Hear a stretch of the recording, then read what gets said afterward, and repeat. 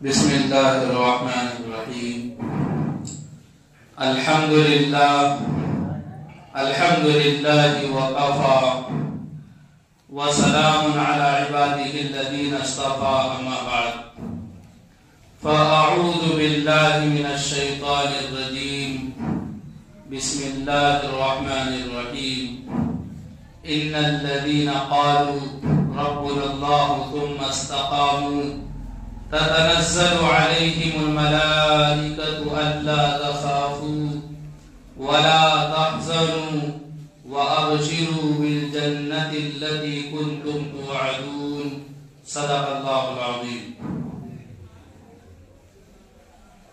دوستو بزرگو، آج ایک اہم مسئلے کی طرف آپ لوگوں کی توجہ مبذول کرانا ہے. ہم سب مسلمان ہیں، اللہ پر ایمان رکھتے ہیں. اللہ تعالیٰ نے جتنے بھی نبی اس دنیا میں بھیجے سب پر ہمارا ایمان ہے. جتنی بھی کتابیں اللہ تعالیٰ نے نازل فرمائی ان سب پر ہم ایمان رکھتے ہیں، ان کو سچا مانتے ہیں، سچا جانتے ہیں. اور آخری نبی حضرت محمد مصطفیٰ صلی اللہ علیہ وسلم کو آخری نبی مانتے ہیں، اور یہ یقین اور عقیدہ رکھتے ہیں کہ اب ہمارے نبی صلی اللہ علیہ وسلم کے بعد کوئی نبی نہیں آئے گا، ہم آخری نبی کے امتی ہیں. اور اللہ تعالیٰ نے آسمانی کتابوں میں آخری کتاب قرآن مجید نازل فرمایا ہے.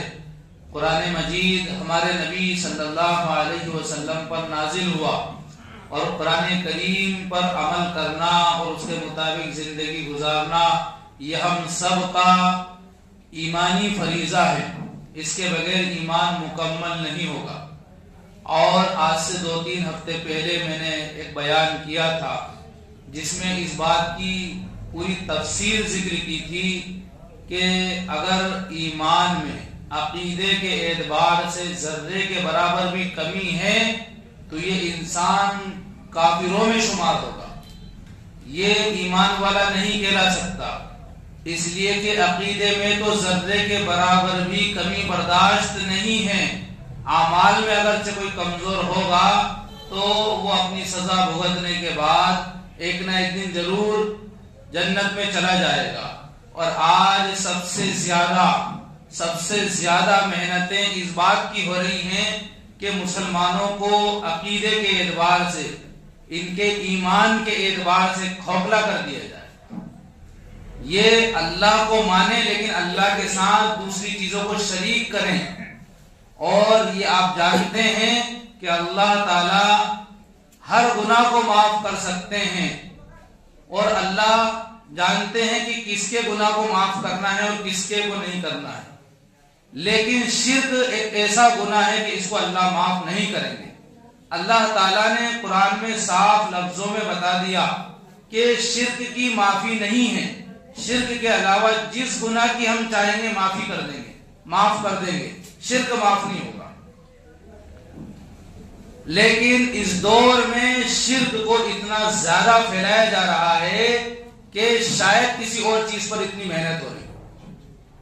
آج سے 2 سال پہلے ایک پرستاؤ آیا تھا اور حکومت کی طرف سے ایک اعلان جاری کیا گیا تھا کہ 7 دنوں تک سوریہ نمسکار کی پریکٹس کرائی جائے، اور 26 جنوری کو سوریہ نمسکار کا جو ہے ایک مہوتسو، امرت مہوتسو منایا جائے، ایک پروگرام منعقد کیا جائے سوریہ نمسکار کے عنوان سے، اور اس پر باقاعدہ عمل ہوا. اور افسوس تو اس بات کا ہے کہ مسلمان اس سے بچے نہیں. سب نہیں، بچنے والے بچے بھی ہیں، لیکن کئی مسلمان اس کی لپیٹ میں آئے. اور آج جمعے کا دن ہے، آج بھی کئی اسکولوں میں سوریہ نمسکار کیا گیا، کرایا گیا، اور اس میں سب لوگوں نے کیا، مسلمان بچوں نے بھی کیا. یہ اتنا افسوس کن معاملہ ہے کہ افسوس کا اظہار کرنے کے لیے میرے پاس الفاظ نہیں ہے کہ جو انسان اللہ کو ایک ماننے والا، اللہ کو رب ماننے والا، جس کے اسلاف کی کہانی اور کارگزاری یہ ہے کہ ان کو کوڑے پڑتے رہے، گلیوں میں گھسیٹا جاتا رہا، زبان پکڑ کے کھینچی جاتی رہی، وہ احد احد کے نعرے لگاتے رہے، انگاروں پر لٹایا گیا تو بھی احد احد اللہ ایک ہے کے نعرے لگاتے رہے، اور آج ان کے ماننے والے مسلمان، ان کے بچے اسکولوں میں سوریہ نمسکار کر رہے ہیں۔ سورج اللہ کی ایک مخلوق ہے، سورج کو اللہ نے پیدا کیا، سورج اللہ کی مخلوق ہے، اور سوریہ نمسکار کے اندر جو 12 جو اس کے اسٹیپ ہیں، ان میں سے زیادہ تر اسٹیپ ایسے ہیں کہ جس میں اللہ کا شریک قرار دیا جاتا ہے، اللہ کا شریک قرار دیا جاتا ہے۔ اور کل تو مجھے ایک بچے نے بتایا کہ وہ فلاں بچہ جو ہے وہ تو خود پریکٹس کراتا ہے سوریہ نمسکار کی، اور ہم نے اس سے کہا کہ یہ غلط ہے، گناہ ہے، تو کہنے لگا میں تو کٹر ہندو ہوں، میں مسلمان کا بچہ کہہ رہا ہے۔ یاد رکھیے، خوب اچھی طرح یاد رکھیے، یہ مسئلہ اس سے پہلے بھی چھڑا تھا، اس سے پہلے بھی چھڑ چکا ہے۔ اس وقت مسلم پرسنل اللہ کے جو صدر تھے حضرت مولانا سید ابو الحسن علی ندوی رحمت اللہ علیہ، انہوں نے یہ فرمایا تھا کہ ہم اپنے بچوں کو اسکولوں سے نکال لیں گے، کالجوں سے نکال لیں گے، ہم ان پڑھ ان کو رکھ لیں گے، لیکن سوریہ نمسکار کو ہم برداشت نہیں کریں گے۔ اور جگہ جگہ سے، اسکولوں سے، کالجوں سے بچے نکالے جا رہے تھے اور اسکول والے پریشان تھے۔ پھر حکومت کو قانون واپس لینا پڑا۔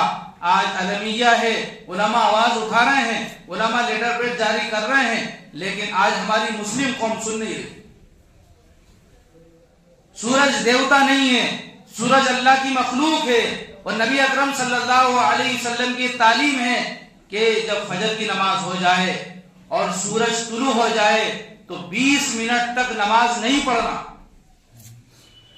فرض نماز بھی نہیں پڑھ سکتے، جبکہ فرائض کے بارے میں اتنی تاکید مذہب اسلام کے اندر آئی ہے کہ انسان اگر اس پوزیشن میں ہے کہ وہ ناپاک تھا اور نماز کا وقت ختم ہو رہا ہے، غسل کرے گا، نماز کا وقت نکل جائے گا، تو وہ تیمم کرے اور نماز پڑھے، اور اس کے بعد پھر نہائے، غسل کرے، اس کے بعد پھر ڈبل سے اس نماز کو دہرائے۔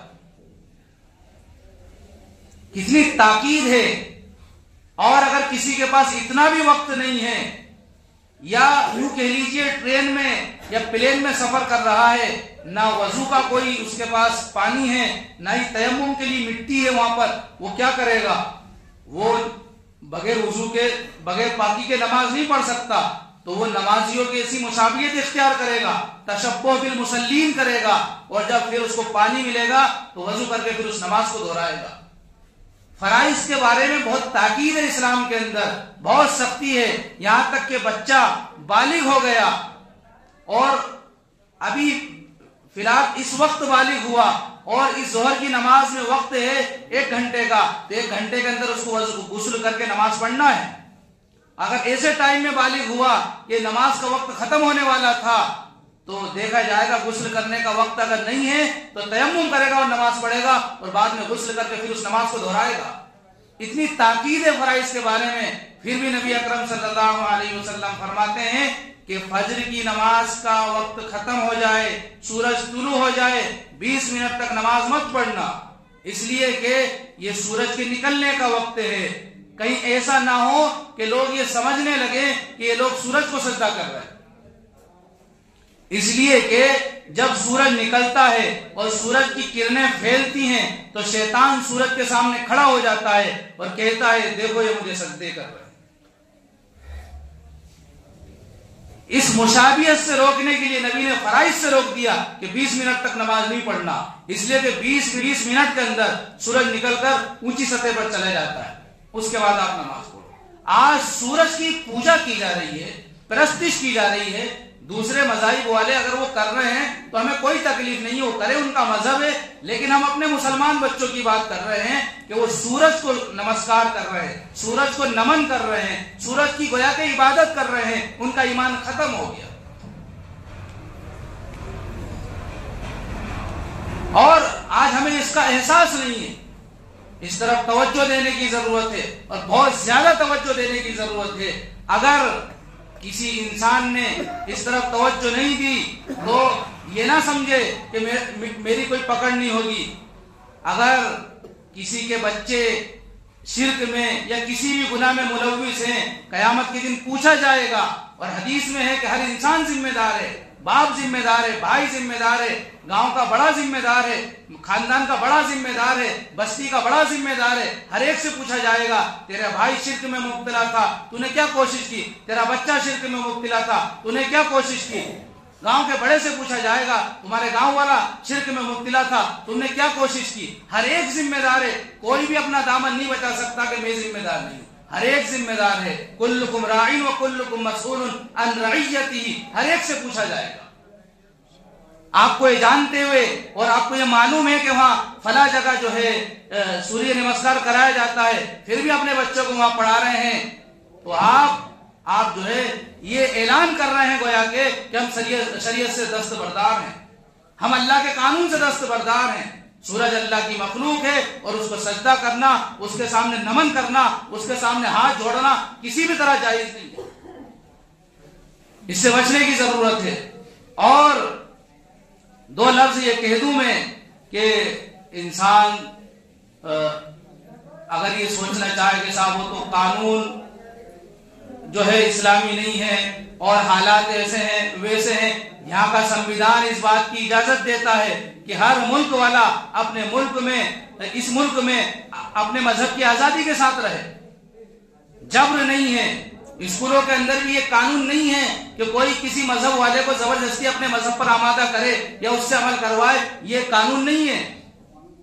یہ قانون نہیں ہے. ہر مذہب والا اپنے مذہب کے حساب سے جائے، پڑھے اور شکشا حاصل کرے. اسکول ایجوکیشن کا، شکشا کا مرکز ہے، اس سے کوئی انکار نہیں ہے. لیکن کسی مذہب والے کو اپنے مذہب پر عمل کروانے کے لیے مجبور کرنا یہ اس ملک کا قانون نہیں ہے. تو مسلمانوں کو اگر ان کے بچے ایسے اسکول میں پڑھ رہے ہیں تو وہاں کے ماسٹر، وہاں کے پرنسپل سے بات کرنا چاہیے. اور اگر اس کے بعد بھی وہ زبردستی کرتے ہیں اگر آپ کے بچوں کے ساتھ، تو ایسے اسکول میں مت پڑھائیے. اپنی اولاد کو، اپنی نسل کو ان پڑھ رکھ لیجئے. ایسی تعلیم سے بہتر ہے ان پڑھ رہنا کہ جس کو پڑھ کر وہ اللہ سے دور جائیں، اللہ کے ساتھ شرک کریں. ایسی تعلیم سے بہتر ہے کہ ان پڑھ رکھ لیجئے. آج سوریہ نمسکار جمعے کے دن بہت سارے بچوں نے کیا ہے. مجھے افسوس ہے ان بچوں پر بھی اور ان کے والدین پر بھی کہ انہوں نے روکا نہیں. دوستو بزرگوں، باتیں بہت ساری ہیں، اسی پر اکتفا کرتا ہوں اور یہ امید کرتا ہوں آپ سے کہ آپ اپنے بچوں کی فکر کریں گے. اگر آپ نے فکر نہیں کی تو قیامت کے دن دامن پکڑا جائے گا، کوئی بچ نہیں سکتا. اللہ تعالی ہم سب کو عمل کرنے کی توفیق عطا فرمائے، ہماری اور ہمارے نسلوں کے ایمان کی اللہ حفاظت فرمائے. آمین. وآخر دعوانا ان الحمدللہ.